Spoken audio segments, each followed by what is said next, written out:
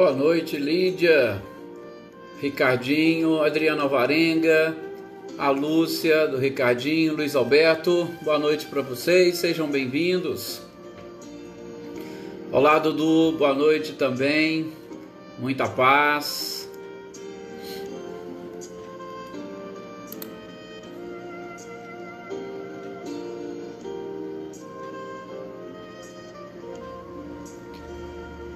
Rodinei, boa noite, seja bem-vindo. Valdete, boa noite. Olá, Adaí, seja bem-vinda.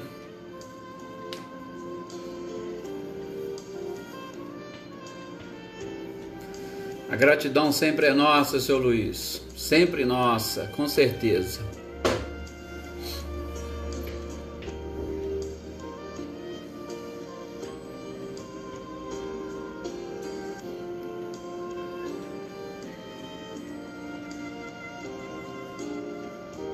Para todos nós, Valdete, para todos nós.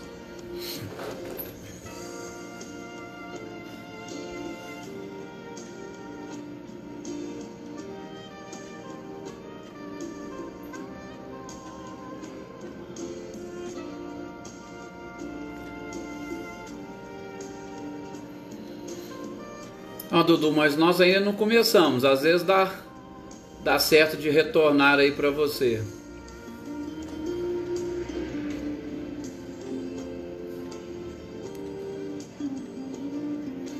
Zé Ricardo, boa noite para você também, seja bem-vindo. Marinha, boa noite, seja bem-vinda. Olá, Wagner, boa noite.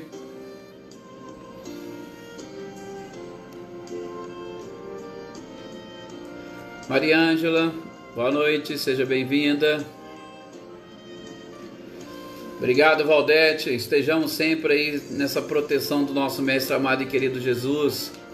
Olá, Maia Aparecida, boa noite. Boa noite também a Ângela, a Dona Guilmar e o Tinho, a Eloá. Boa noite, Michele, Gabriel, nossos companheiros de Cássia. Olá, Célia, seja bem-vinda.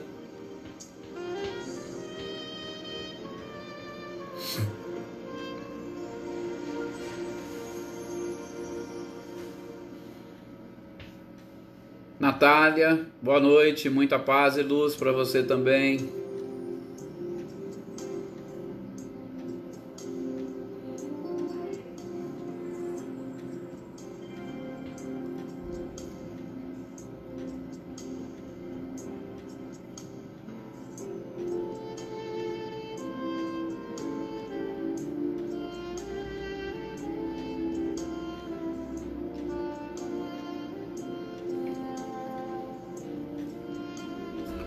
Bom, vamos então fazermos a nossa prece para nós iniciarmos.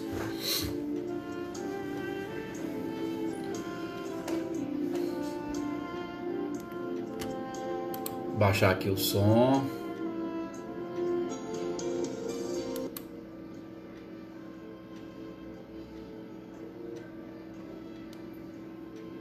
Ô, Rodinei, obrigado. Obrigado pela sua participação, esteja aí sempre conosco.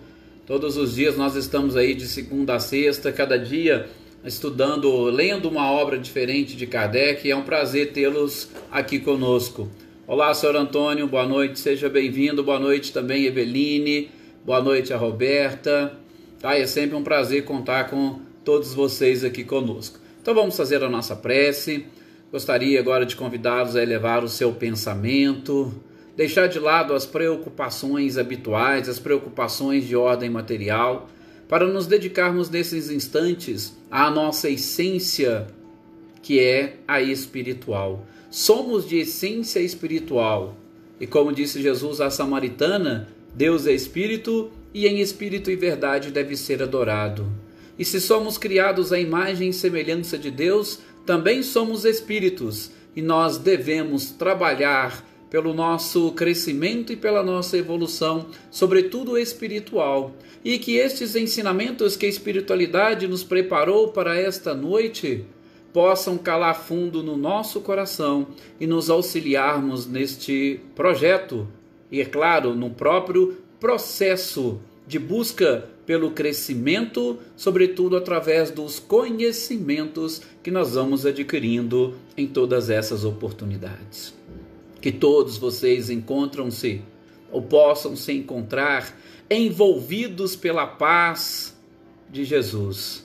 Que vocês possam estar envolvidos pelas energias e vibrações da espiritualidade superior e que, concentrados, encontrem nesses ensinamentos, nessas informações, nessas lembranças, tudo aquilo que vocês necessitam para atingirem o objetivo da felicidade, da perfeição e, sobretudo, da paz e da tranquilidade de consciência. Que a paz do Mestre Jesus esteja nesse instante não somente com cada um de nós que estamos aqui envolvidos e unidos em pensamento, mas também que ela seja levada, sobretudo por nós mesmos, aos nossos familiares, aos nossos amigos, aos nossos colegas, aos nossos vizinhos, àqueles que se dizem ou se reconhecem como nossos inimigos.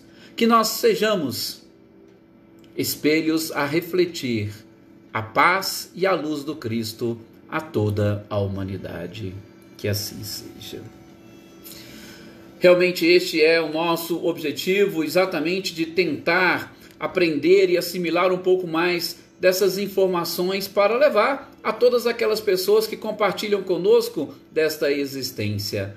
Boa noite, seja bem-vindo aqui a Selma, a Ana Júlia Ernesto, a Vânia Assunção, minha irmã, a Rosângela, sejam todos bem-vindos, vocês que já se encontram aqui, aqueles que vão assistir em outros momentos, aqueles que eu não falei, não citei aqui os nomes, sejam todos muito bem-vindos e que essa paz e essas bênçãos possam atingir a todos vocês indistintamente.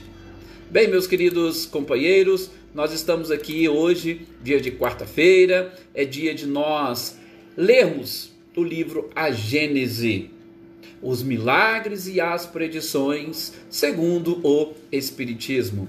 E nós aqui fazemos uma breve recordação, muito breve mesmo, porque nós temos ainda bastante coisa a estudarmos. Não se esqueçam de que a Gênese ela pode ser dividida em 4 partes. E esta Gênese, ou este livro de Kardec, ele vai trazer para nós a primeira parte falando da Gênese da própria doutrina espírita, os caracteres da revelação, que está lá no primeiro capítulo que nós já estudamos. Ele vai falar da Gênese planetária. Nós vimos a Gênese planetária do ponto de vista da ciência e nós estamos vendo a Gênese mosaica do ponto de vista bíblico. Nós estamos estudando, hoje a gente vai falar sobre a perda do paraíso. No nosso último encontro, não sei se vocês se recordam, a gente fez aquela referência que Kardec traz aqui no livro também, dos 6 dias da criação, com os 6 grandes períodos que envolveram a criação, ou a criação, né? Criação e a formação do nosso planeta até chegarmos nessa era moderna. Hoje nós vamos ver o paraíso perdido. E a partir do nosso próximo encontro, nós vamos para a terceira parte, que é exatamente que diz respeito aos milagres. Todos aqueles milagres que estão relatados no Evangelho. Como que Kardec nos ajuda e nos auxilia a entendermos sobre o ponto de vista científico aqueles milagres praticados por Jesus. E depois, na sequência, a quarta parte, nós vamos ver também as predições. Como nós podemos entender aquelas predições que o próprio Cristo deixou ali para nós estabelecidas, sob o ponto de vista da atualidade e também das próprias leis que regem o universo, sobretudo essas leis que regem o mundo espiritual, que hoje está nos auxiliando a descortinar, ou pelo menos a levantar o véu de muitos mistérios que infelizmente ainda envolve a humanidade, que infelizmente muitos de nós ainda não conseguimos desvendar, talvez porque deixamos por conta das religiões, por se tratarem de dogmas religiosos. Verdades que nós, segundo algumas religiões, não teríamos condições de assimilar e de aprender. Ou também pela nossa própria ignorância ou falta de interesse ou até mesmo falta de oportunidade para buscarmos essas informações e esses esclarecimentos. Então, é exatamente nesses aspectos que Kardec, utilizando-se dos ensinos dos Espíritos, codificou ou escreveu essa obra maravilhosa que nós estamos estudando. Bom, vamos lá. Assim como eu disse a vocês no nosso último encontro, nós vamos aqui nos abster de ler. Kardec traz no seu livro aquelas informações ou os textos bíblicos que vão falar da Gênese. Hoje, do Paraíso Perdido, todo aquele episódio envolvendo Adão e Eva, a serpente, tá? Nós vamos pular essa parte da leitura, tá? Depois, se vocês tiverem curiosidade, no próprio livro, esse que nós estamos lendo, a Gênese, Kardec traz, e também, todos vocês que tiverem aí uma Bíblia, tá lá no livro A Gênese da Bíblia, que Moisés vai relatando e trazendo para nós estas informações, muitas delas simbolicamente, e que a gente vai, juntamente com Kardec, tentar entender ou compreender à luz da lógica e da razão, sobretudo depois que a própria ciência, as ciências humanas, nos ajudou a entender como se deu todo este processo e como as coisas realmente funcionam. Bom, lá no texto, como nós estávamos dizendo, nós vamos ter a parte da criação do homem, tem alguns aspectos que a gente vai relembrar aqui. Depois dessa criação do homem e da mulher, eles foram colocados num paraíso, no Éden. Lá nesse Éden, no paraíso, eles poderiam desfrutar de todas as delícias, só não poderiam comer da árvore que se encontrava no meio do paraíso, que era a árvore da ciência do bem e do mal. Esta era a única regra que tinha sido imposta. E aí, neste mesmo episódio, narra aquela parte onde a serpente teria entrado em contato com a mulher, convencido a mulher a comer daquele fruto, porque segundo a serpente, Deus não queria que eles comessem, porque se comessem ficariam iguais a ele, iguais a Deus. Então, não era uma proibição ou um simples ato de desobediência, é porque Deus não queria que os seres fossem iguais a ele. E aí ela convenceu a mulher depois pegou, foi lá e deu também ao homem, a Adão, e ele também comeu. Chega Deus num determinado momento, pergunta ou procura por Adão, e Adão responde que ele estava escondido porque ele se envergonhou por estar nu. E aí Deus, conversando com Adão, ainda fala: então você comeu do fruto da árvore proibida e tal. A partir daí eles foram expulsos do paraíso. Nessa expulsão, a serpente foi amaldiçoada a rastejar, a mulher foi amaldiçoada a parir com dor, e o homem também foi amaldiçoado, que ele deveria, a partir daquele momento, trabalhar a terra e ganhar o seu sustento com o suor do seu próprio rosto. E assim, fecha-se. Vão todos para fora, expulsos do paraíso, e é colocado querubins na porta para não deixar o homem, não deixar Adão e Eva entrar. Perfeito? Então essas, gente, são as narrativas que a própria Bíblia traz. Eu acho interessante só a gente trazer aqui uma pitadinha que o nosso querido Haroldo Dutra Dias, que muitos de vocês já conhecem e que fez diversas traduções desses textos, principalmente do hebraico, do próprio grego. Ele traduziu para a FEB o Novo Testamento. Ele conta justamente nessas suas experiências, e ele tem aí algumas lives exclusivamente sobre a Bíblia, os textos bíblicos, em especial o Antigo Testamento. Ele vai dizer o seguinte, que nos 3 primeiros capítulos da Gênese bíblica, Moisés utiliza a palavra Adão no seu significado hebraico. E Adão no hebraico, significa humanidade, significa uma raça, significa um ser humano. Então, Haroldo chama atenção, olha, nos 3 primeiros capítulos, Moisés vai tratar Adão apenas e tão somente como ser humano. A partir do 4º capítulo, é que ele trata Adão como uma individualidade. É lógico, isso aí são estilos de linguagem que os próprios hebreus utilizavam. Então eu só estou julgando aqui a título de curiosidade para vocês saberem, sobretudo nestes processos de tradução das escrituras, existem alguns detalhes que, se nós não conhecermos a própria cultura e a língua, a gente vai ter dificuldade de fazer uma interpretação. Então, fica aqui esta orientação de Haroldo Dutra Dias. Bom, nós temos que identificar, e nós vamos fazer isso com o próprio Kardec. Então, eu não vou sair muito daquilo, porque, repito, o objetivo nosso aqui é fazer uma leitura do livro A Gênese. Tá? Então, o próprio Kardec, ele vai fazer alguns comentários sobre todo este simbolismo que envolve o episódio do paraíso perdido. E ele vai dizer que, logo no início, nós não podemos descuidar, porque todas as crenças, sobretudo naquela época, elas tinham também os seus episódios criacionistas. Nós vamos ver algumas crenças pagãs falando, por exemplo, de Saturno. Saturno seria aquele grande deus que devorava as pedras, tomando-as por seus filhos.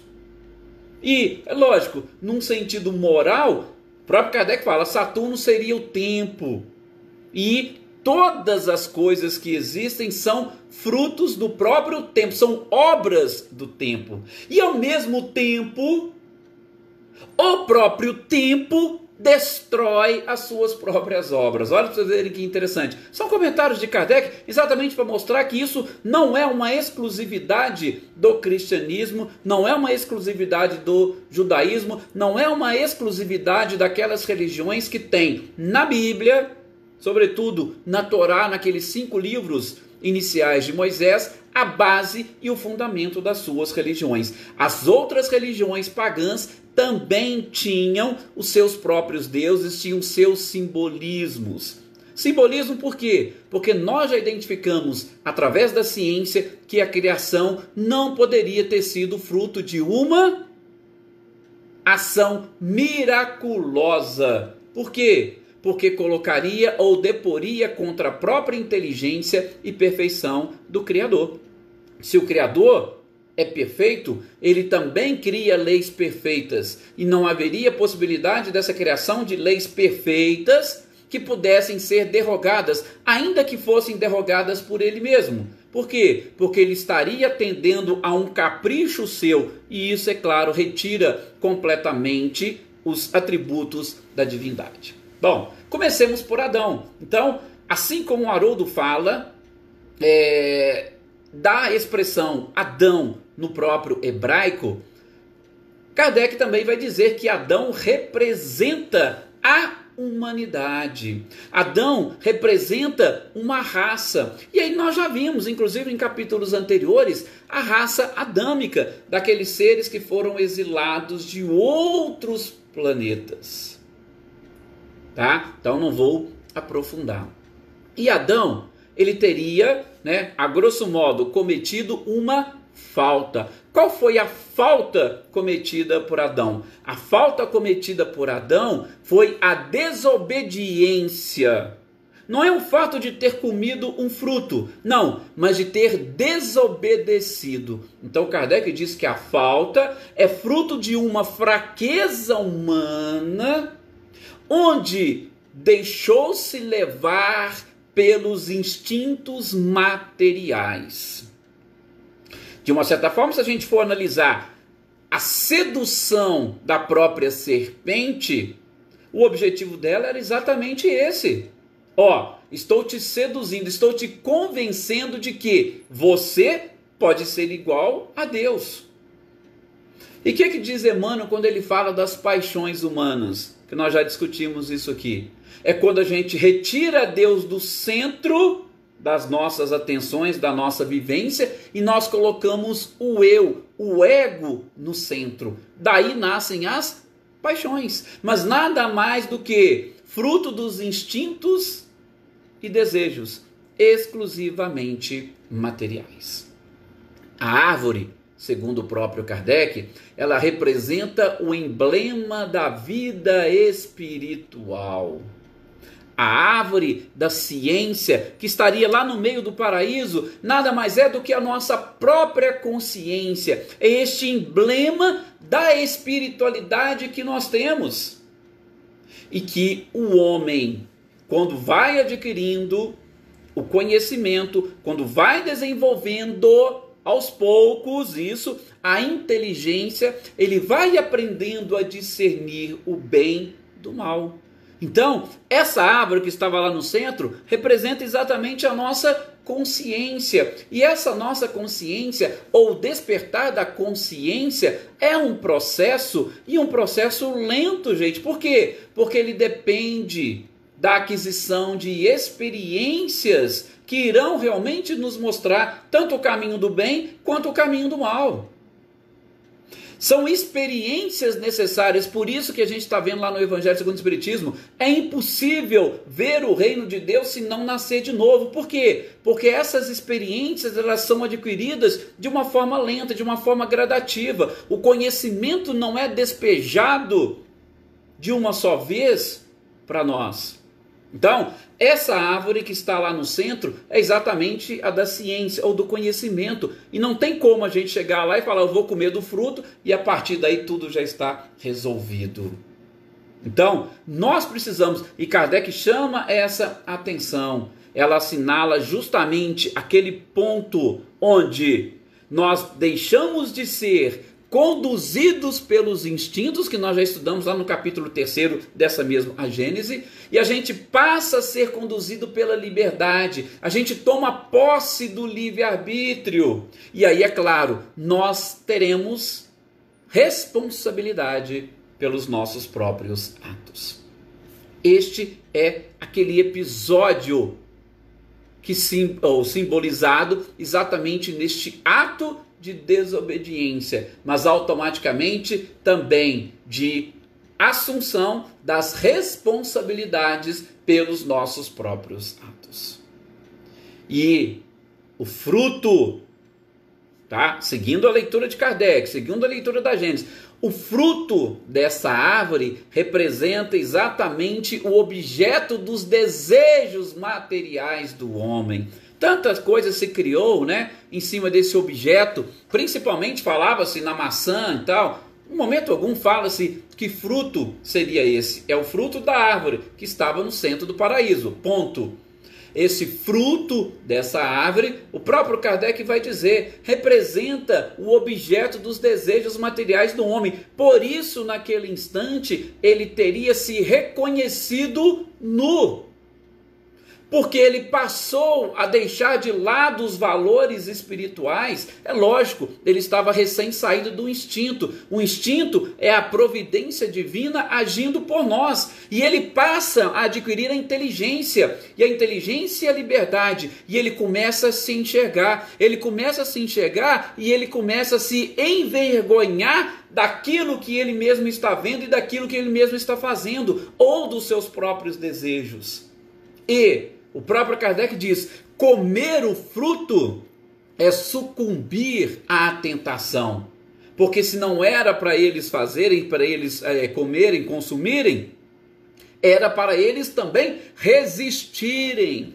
E essa questão da resistência à tentação, a gente já conversou aqui com vocês, sobretudo com base naquela experiência daquele cientista norte-americano Walter Mischel, que fala sobre, o título do livro é O Teste do Marshmallow, que fala sobre determinadas substâncias que o nosso organismo físico possui, principalmente a catecolamina, que é um neurotransmissor que tem essa função de levar ao nosso cérebro todo o objeto dos nossos desejos. Ele leva o desejo que nós temos ao cérebro, e aí cabe à nossa mente, ao ente central, ao espírito, escolher. trouxe o desejo. O desejo está relacionado com a matéria, com o físico, com a carne. E aí a gente passa a trabalhar com a vontade. A mente é que vai exatamente produzir a vontade. E a vontade é resistir à tentação ou a vontade é ceder à tentação? Então, naquele momento, eles cederam. Eles não conseguiram produzir fisicamente o antagonista da catecolamina, sobretudo a dopamina, para resistir àquela tentação. Eles não resistiram e comeram. Como eles comeram, tem até um ditado, né? Todos os apressados acabam comendo cru, né?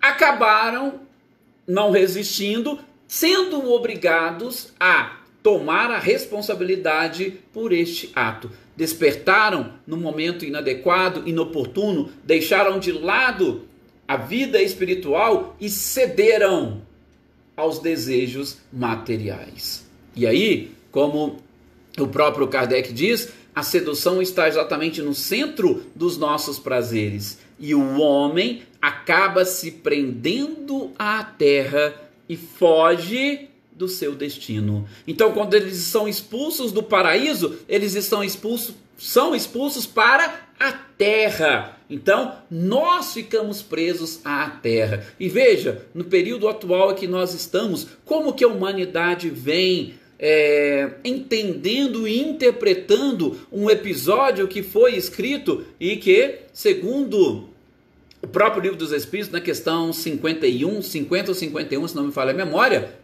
aconteceram há 4.000 anos antes de Cristo. Então, nós precisamos vencer e superar essas nossas tentações. Será que se nós fôssemos colocados hoje num paraíso e fôssemos proibidos de comer o fruto da árvore que se encontra lá no centro do paraíso, será que nós conseguiríamos resistir ou nós faríamos como Adão e Eva e comeríamos desse fruto? Pois é.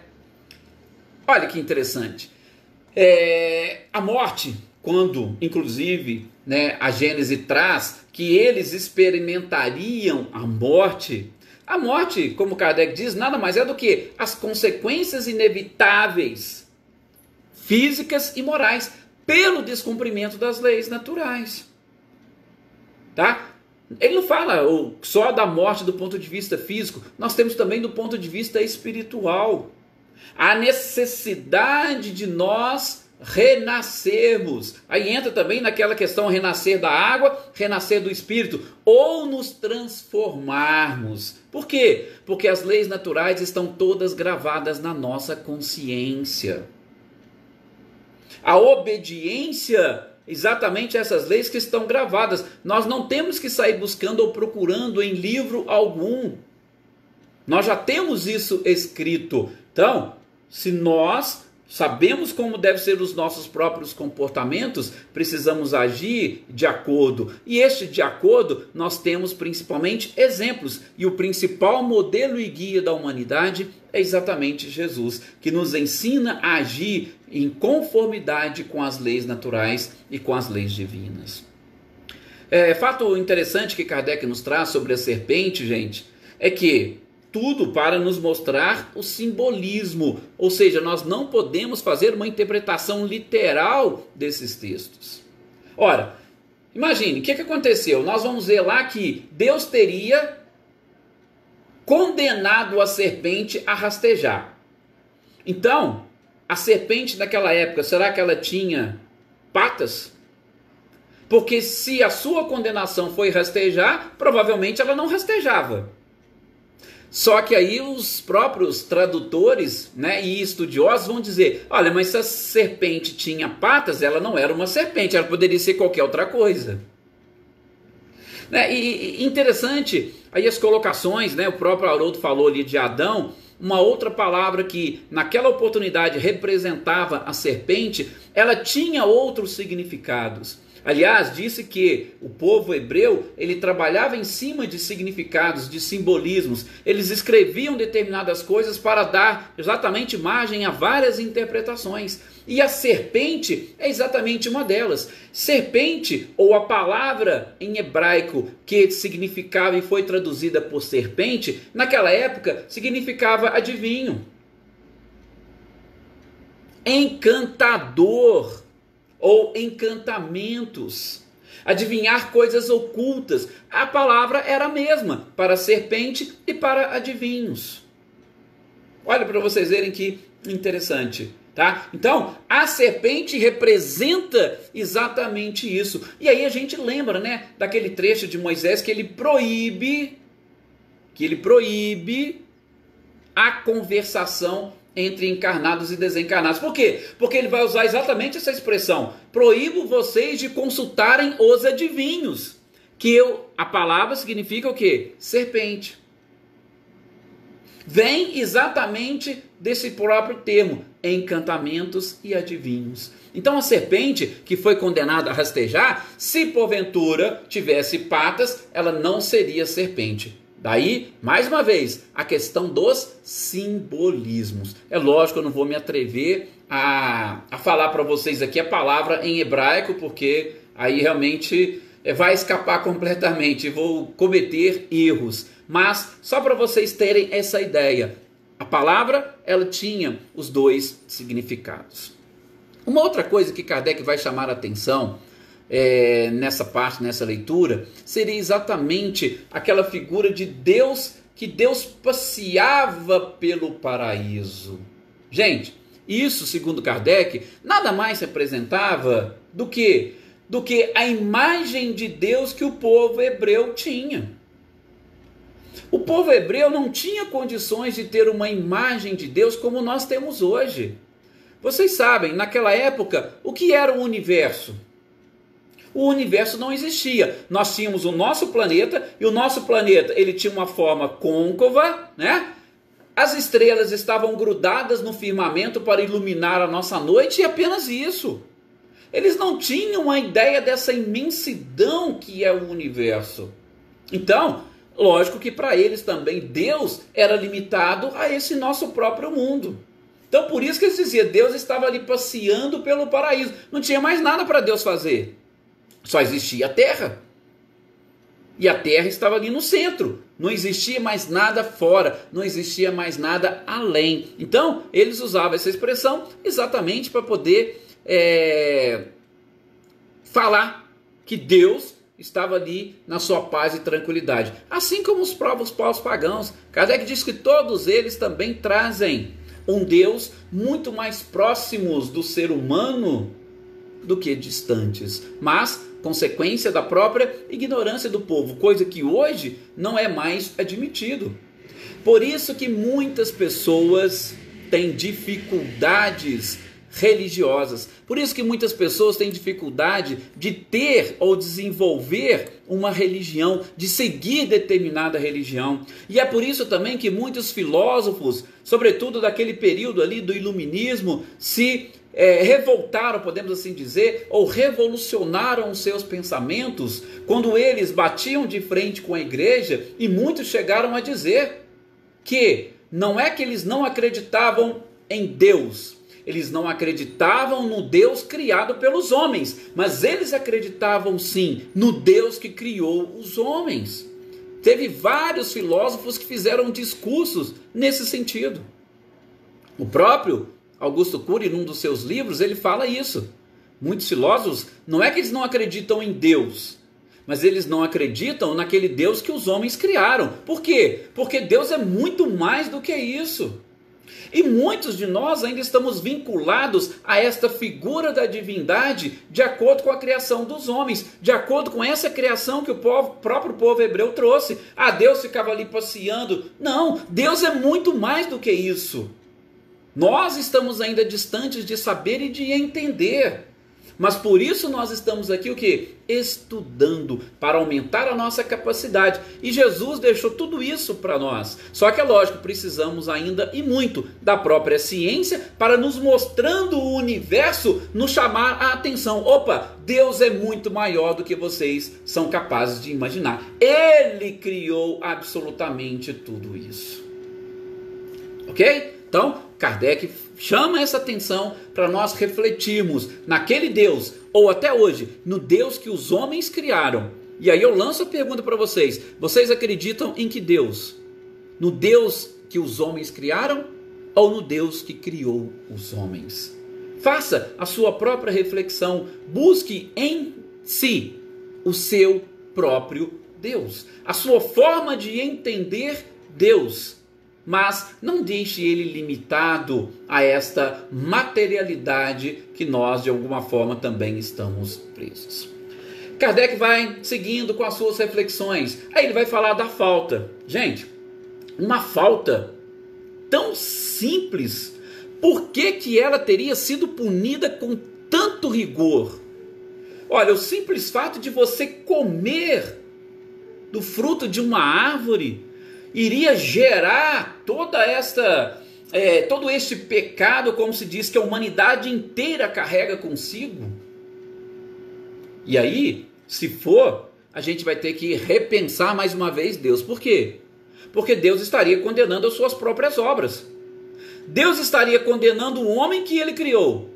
Deus estaria condenando o próprio fruto que ele criou para que os homens se alimentassem. Ou seja, temos que encontrar um simbolismo em tudo isso. Não dá para interpretarmos de uma forma literal.